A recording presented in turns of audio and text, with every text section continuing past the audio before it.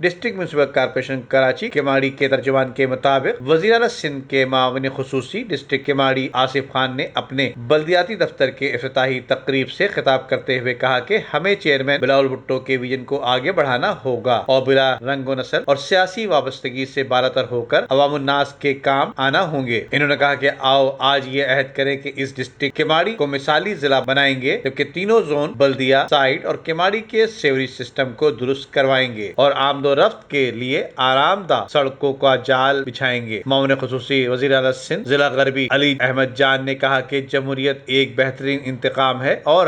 ہم جمہوری طریقوں پر چل کر یہاں تک پہنچے ہیں، جبکہ وزیر کچی آبادی اور معاون خصوصی وزیر اعلیٰ سندھ لیاقت علی آسکانی نے administrator D M C Keamari Iqbal Ahmed Mirani کی صلاحیتوں کا اعتراف کرتے ہوئے کہا کہ ہم سب کا آپ کو تعاون حاصل رہے گا، جبکہ شہید ذوالفقار علی بھٹو کے ساتھی سابق بی ڈی ممبر یار محمد، سابق صوبائی وزیر ہمایوں خان اور سید دلاور شاہ کے ہاتھوں دفتر کا افتتاح کرایا گیا اور دعائیں بھی کرائی گئیں۔ ندیم صدیقی، میٹرو 7 پاکستان۔